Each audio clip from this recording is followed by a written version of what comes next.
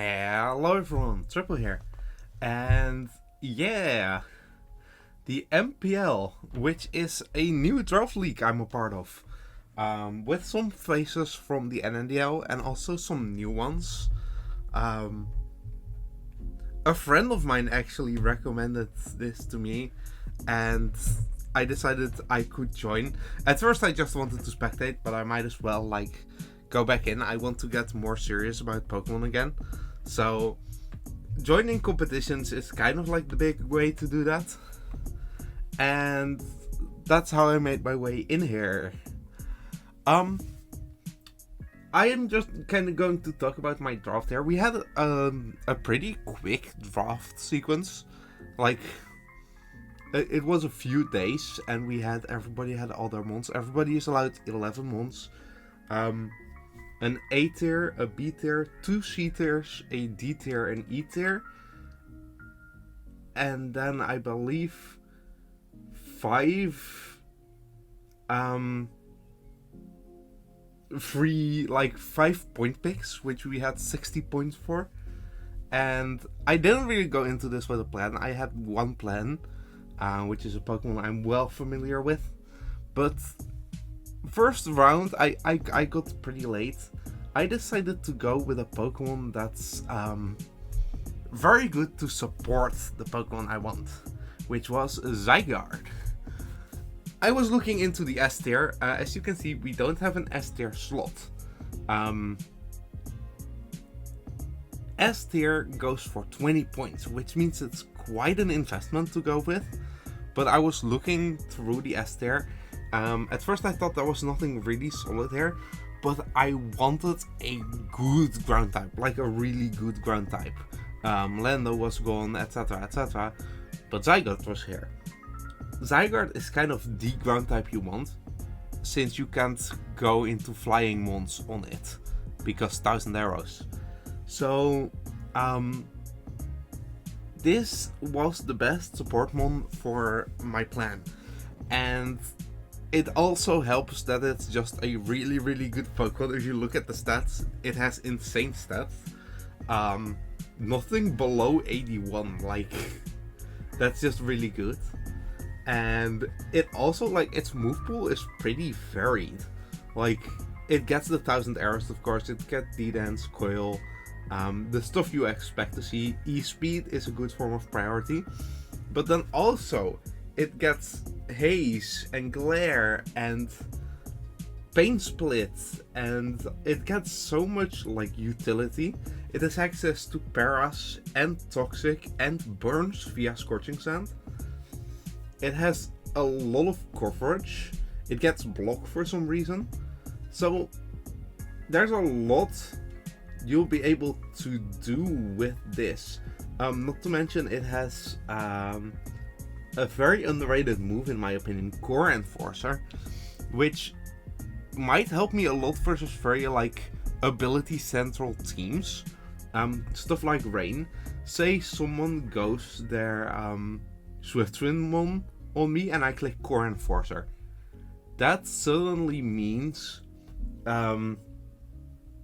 they don't get that Swift Swim anymore. Same with, for instance, regen mons.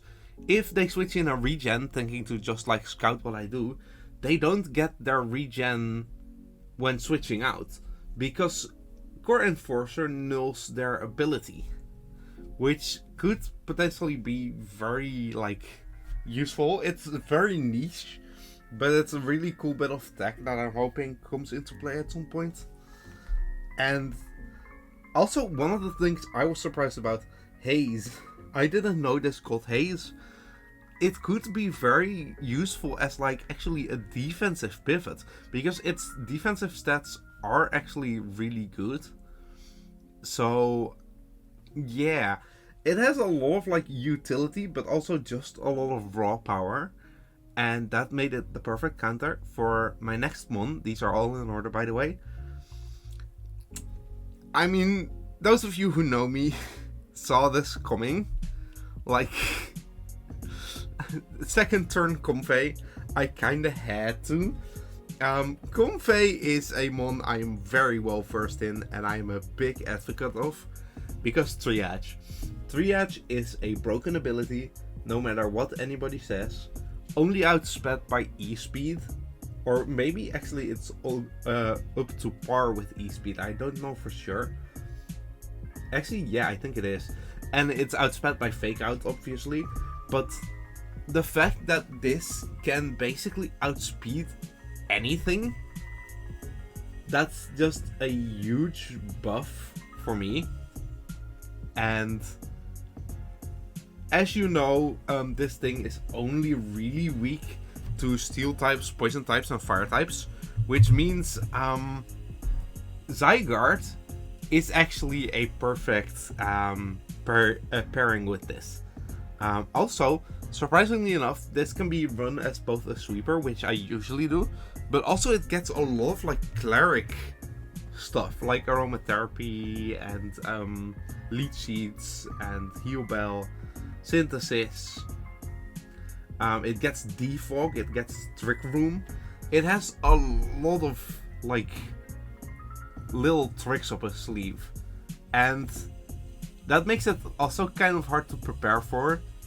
Plus, late game, Draining Kiss and Giga Drain having priority is huge, and Hidden Power is allowed in this draft, which means I can run Hidden Power Ground or Fire to catch certain switch-ins, or Hidden Power Ice, or whatever I need to catch the guaranteed switch-in to this, which makes it a lot harder to prepare for, especially when I set up with Calm Minds.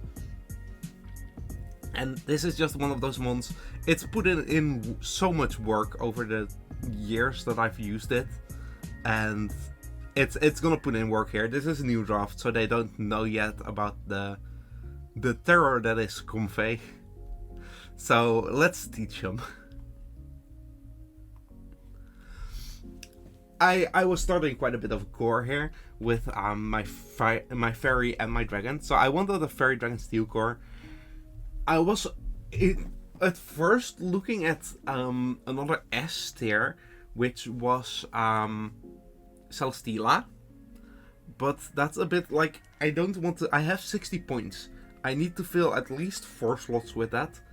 I can just like take 2 S's and then take 2 like bad mons like D tier, but I wanted some variety. So Corviknight as an A tier here was actually a really good pickup. It's it's defensive. People know what it does, but also it gets stuff like Bulk Up and Nasty Plot with Power Trip. It gets Tailwind, which is a pretty huge one. Taunt is also very handy to have. Fake Tears. It has a surprising amount of utility in there, which I didn't initially realize, but it can do a lot more than just be that defensive pivot. But it also can just be that defensive pivot. Corviknight is hard to deal with. The only things that hit it super effectively are fire and electric, both of which get hard walled by Zygarde. I do of course need to watch out for Hidden Power Ice, but Corviknight is hard to deal with and can like really weaken a team. I've been using it a decent bunch on the ladder recently because it's pretty solid. And I can see this actually putting a decent amount of work. Also, stuff like screens, Iron Defense Body Press is a thing. This gets... Let's see, what else does it get? Sand Attack, let's go. It gets Reversal, it gets Attract, which could be useful. There's a lot of things you can actually pull off with this, and everybody's gonna expect the standard set, which makes it a lot more fun to like hit out of the corner with. So I'm very interested in using this one. I have used it before, so let's see if it can put in a lot of work. At this point, I wanted my Mega, and the Mega had its own like tab in our document, where you either lose your points or get extra points depending on how good the mega is you pick. Now, I went with Bidro because last season in the NNDL, I had a lot of trouble dealing with Bidro. Bidro is fast, is strong, and is hard, very, very hard to switch into. Especially since one of the biggest switch-ins to this is Corviknight. And guess who has Corviknight? Bidro is useful because of its adaptability. Very hard to switch into. Poison Jab plus U-turn, both hitting like absolute like meteors. Also, it has Drill Run, Outrage, Knockoff. It has a lot of really good coverage, which makes it harder to switch into. And this is kind of the perfect thing to help weaken for Comfey to sweep. Not to mention it can sweep itself, because it is very speedy. Also stuff like Pursuit is very nice. Cut moves are also, I believe, available in this, so I can run Pursuit on this, which, if you have Psychic type, you better give me that Psychic types. There's a person with a lot of Psychic types. I'm gonna have a field day. And this one, yes, it's fragile. Yes, it has no Spatek and basically no variety. It's strong and it's hard to deal with. Like, if this is in, you need to have a hard counter to it or you just lose them on. Besides that, it also gets stuff like Toxic Spikes and Defog actually, which make it like, if you switch to a counter to this, and I click T-Spikes, now you have T-Spikes on your side and you have to deal with those. So, oh my god, this gets short stats. Wait a second. Hold up. That's insane. That's actually really fun. I might have to use that at some point, just SD up and just sweep through something. That would be fun. I wanted, at this point, like, I have my Fairy Dragon Steel core. I have a Mega Bidro. I wanted a Bucky Water, and I was talking with CT. I don't know how much I've talked about CT before. We do a lot of strategizing together. I talked about CT, about stuff like Suicune, and he brought up like, what did he bring up? I think he brought up Gastrodon. I'm not entirely sure. The standard bulky waters. And then I realized I was doing this all wrong. Because there's one mon I've been speaking high praise of. Volcanion, as a B tier. This mon is another one of the situations where it's so hard to switch into. And it does a lot of damage. It has really good bulk. Like, its defense is 120. It can eat hits for days. Also, the water absorb is really nice for stuff trying to scald burn me. And this mon, single-handedly, like, can take out so many mons. It has ground coverage, fire coverage, water coverage, poison coverage, fighting, steel. It gets hidden power now, which makes it even harder to switch into a strong, like, say you have a grass type, I click a flying move, boom, gone. So yeah, it's really hard to switch into. And besides that, it also gets a surprising amount of support moves. Again, it gets Wisp and Toxic, which on its own are enough to make this a very viable mon. It has Roar, it has Defog, it has Haze. It gets a few really good items on it too. So, again, one of those mons that's like, you don't instantly think of when you think of bulky waters, but it's actually like a really good pick, especially in a draft where it's like, you can prepare for stuff, because in other situations you just pick a grass move and your bulky water can't switch in on it. But here, Volcanion resists almost everything. Like, it doesn't resist rock and ground, which are, again, two types I have Corviknight and Zygarde for, making it like hard to deal with this. And yeah, this is just one of those mons that can very nastily come out of the corner when you don't prepare for it well. Especially combined with defensive pivots like I have, it's really tough to deal with this. I want to have some fun this draft. Beware. I was just looking through the tiers, and Beware is one of those mons that just hits hard. It doesn't need to do anything else than hit hard.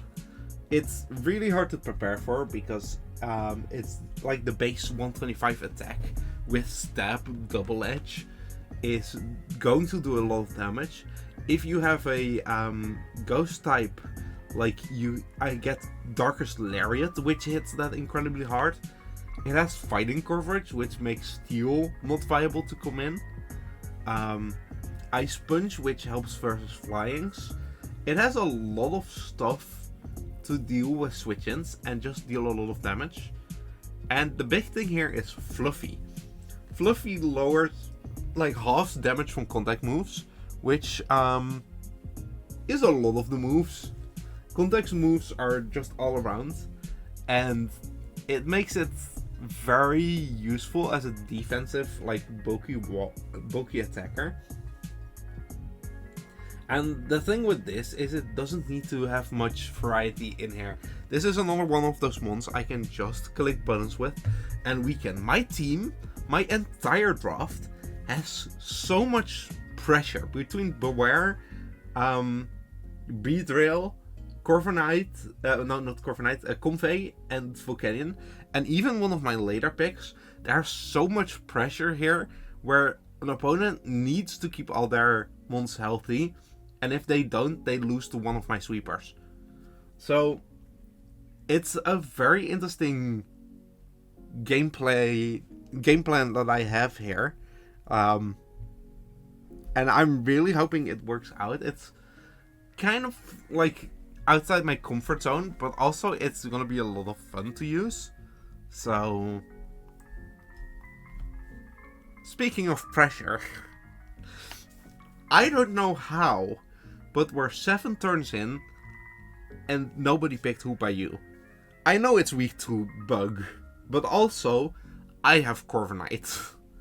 I don't care about Bug. So Hoopa-U is one of those mons that look at those attack stats. This pressures everything. Like, no matter what you click, what you have, like, unless you are a fairy type, I'm pretty sure your mon is dying. And even then, fairy types can't really switch in well on like a stab Psyshock or something. Let's see. It gets Gunk Shot. I didn't realize it gets Gunk Shot, but it gets Gunk Shot, which make fairies a lot harder. It has really good stats, like the defense, yes, but also 80 speed isn't bad. Like, that makes you outspeed most bulky mons. So your only real option is to outspeed it. And if you outspeed it, generally you don't have the power to break Corviknight or Zygarde or Volcanion. So this is a hard to prep for mon. It gets so much coverage, it is so incredibly strong, and it actually gets a good amount, like stuff like block on this or taunt, make it so much better. And yeah, this is one of those cases where like it does exactly what it's like it stands for, and that's exactly what I need it to do. Because say your opponent has a like Spadef steel type, they need to bring that in on Hoopa and Comfey and basically also on Bidro. They all pressure a lot of the same stuff, which means eventually one of them is going to break through and then you are just very weak to the rest of them too. So, very interesting one. Never used it before. Like, I don't think I have ever used Hoopa Unbound in a team, because I think it was too mainstream. Like, a lot of people were using it, and I like using the stuff that nobody uses. So that was kind of the thought behind there. So now I finally get to use it, and it's gonna be a lot of fun. And let's see. At this point, I was looking at a grass type, because Volcanion is half the Firewater Grass core by itself, and I decided to go on Sweetie's suggestion with the decidueye, because the decidueye is a starter, which means that it's slightly privileged. I bring this up a lot while talking to him. A lot of the mons are very, like Gen 1 especially, are privileged in their move pool, but also starters. Starters get so much. Ghost's grass type is a great typing because you lose that poison weakness. Also, it is resistant to ground, which is also very useful. And it has a very good offensive typing. Not to mention, it gets like a lot of really good stab. Like, it gets Leaf Blade, it gets Spirit Shackle. It gets Echo. Again, this gets Haze. Who knows why? Because it's a ghost, probably. It gets Poltergeist. But on the other side, like, if you look at its Spatek, that's also 100. It gets Nasty Plot. It gets Air Slash, Giga Drain, Hex. It gets, like, a surprising amount of special attacks. And also a lot of physical attacks. Which, either way you put it, is gonna put a lot of pressure on there. Plus, it's a pretty reliable defogger. If we're talking defoggers, by the way, I have 1, 2, 3, 4, 5. I'm not worried about hazards. You are worried about hazards. But yeah, a lot of things this can do, and because it's a starter, it has good stats overall. So I think for a C tier, this is a very useful pickup. Like, very, very useful. And that brings me to my next one, who is Nidoqueen. I needed some form of hazards outside of, because I'm pretty sure Zygarde gets rocks, but I wanted some other way to set rocks, just adding onto the pressure. And Nidoqueen is actually one of those mons. It doesn't get rocks, okay. Nidoqueen is one of those mons that, for a B tier, which was 12 points only, is a really good pickup. Again, Gen 1 Pokemon, which means it's privileged in its move pool. It gets so much coverage. Like, Ice, Fire, Electric, Poison, Fighting, Dragon. It gets literally all the coverage in the world. And because it's Nidoking is more offensive, Nidoqueen is a bit more bulky. And it shows with like T-Spikes and Stealth Rocks that it can also be a very good support mon. Super Fang is one that really stood out to me, because if there's one thing you can do to weaken Pokemon, it's Super Fang, which does, say someone brings in like a mon I can't hit, I Super Fang it, it's half dead now. Simpler stuff like just Sludge Wave and Earth Power, also very solid. Oh, its attack is still higher, never mind. Earthquake and Poison Jab. Don't mind what I said before. And like I said, this is a first gen mon, which means it's been in every gen, and it's been getting moves in every gen. And it has so much to choose from, and I can be so annoying with it. And it also has some amazing abilities. Even Poison Point. Poison Point on its own is useful, because say something goes to knock off and they knock off my Nidoqueen and I Poison Point them, that's poison now. good luck keeping that healthy. Nidoqueen is very, very, like, this is a good value pick. And I'm really happy I got it. I did also snipe someone with this, so, you know. The two I've sniped a few people, like Hoopa I know I sniped someone with, and Nidoqueen I sniped someone with. And the next one is one I got sniped on a lot. Raichu. I wanted an electric type. And at that point, I was thinking that just after I picked Nidoqueen, I was looking and Raichu was still available and Zygarde was still available. And I was so hopeful that I could get one of them. Raichu got sniped the second I picked, like literally the person after me on Nidoqueen picked Raichu. So, you know, that's unfortunate. I was looking at Zygarde. Zygarde would be an upgrade to Raichu from my team's perspective. Of course, also got sniped on. So I needed an electric type, a Volcanion. And I was looking at Heliolisk for a long time. Since my team really doesn't struggle with fighting types, Heliolisk would be a good pickup. And then I was thinking of pairing it with like Minior, who would be a good stealth rocker, and also just a very scary sweeper with Shell Smash. But then CT brought up Raichu, which Raichu, Gen 1 Pokemon, privileged. Also, evolution of Pikachu, very privileged. So this one is actually so much more useful than it has any right to be. It is in E-tier, but it has that 110 speed tier, which is almost the fastest. Like, if I didn't have Comfey and Bidro, it would be the fastest on my team, and it's a very good speed tier to have. But besides that, this has an insane amount of utility. Stuff like Nuzzle, but also Wish, Yawn. It gets Encore. It has so incredibly much utility.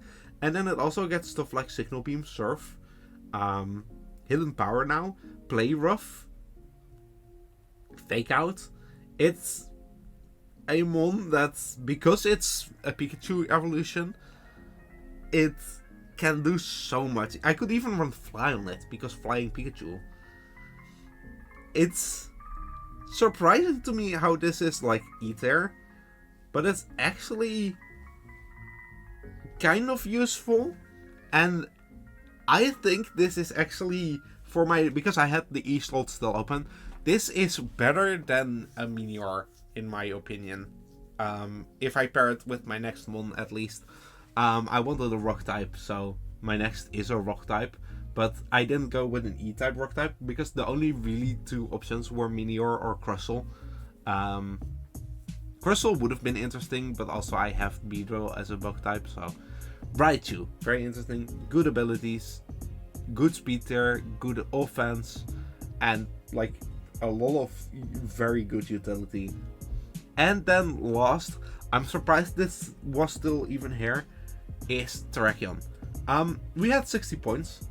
Zygarde went for 20, which meant I only had 40 left. And then Hoopa for 16 and Nidoqueen for 12. Which, if you pay attention, would mean I'm 4 points short of getting Terrakion. The good thing is, because I chose a low tier Mega in Bidro, it gave me 4 extra points, which means I can afford another A tier in Terrakion here. I was also, like, CT suggested Lycanroc, which also seemed very interesting to me. You would have gotten all 3 forms. Terrakion has better stats overall, and because it's an older Pokemon, like it's 2 gens before Lycanroc, it gets a bit more on coverage and utility and everything. So I felt it a bit more useful here. Also, just having moves like Sacred Sword is a big deal. And this is one of those picks, like, I don't know how I got it this late, but look at those stats. It has good defenses, it has insane attack, good speed, and also good HP, which means I can use it defensively and offensively. And it has a fast taunt, which is huge. Ooh, that's actually, I'm gonna keep that one in the back. I'm not gonna share that. That could be very funny. But yeah, it's like Stone Edge rock fighting coverage is hard to switch into anyway. Like, the fairies don't like taking a Stone Edge. Or an Iron Head or Poison Jab, which both of those it gets. Mega Horn is an option here, so grass types aren't safe. Stone Edge means flying types can't really come in. And this is one of those ones that's just hard to deal with. And again, a lot of pressure. Like, my team, if you look at it, is full of threats that you need to prepare for. And yes, I can only bring 6 of them, but guess wrong, and you're very underarmed against a very strong Pokemon. So, yeah, a lot of really good pressure. And that does mean, like, I have a lot of very offensive games on my hand. I need to be, like, on top of things to put in that pressure. And that's gonna be a very interesting deal. I really do like this team though. This is a really, really fun looking team. And there's a lot I can do with it to make it work out. And we have a lot of like really good opponents in here. So I am kind of scared. Like, there's a few that are in the majors of the NNDL while I play in the minors. So, and there's a few I know by name as being like good players. So we do have a bit of an uphill battle, but it is going to be like really cool to do. Later this weekend, actually, the power rankings go up. They do have power rankings, so I'm really curious to see how I scored there. But it is going to be a very interesting season. I'm gonna show every game again, and it's gonna be a lot of fun. And we'll have to see how it goes. A whole season. I believe there's like 15 opponents here, so 15 weeks of battle. I love the draft format, so I'm really happy I get to do one of these again, because I love counter team formats where you get to like use the little niche tricks Pokemon have to take out threats. So with that, I really hope you enjoyed, and I'll see you next time.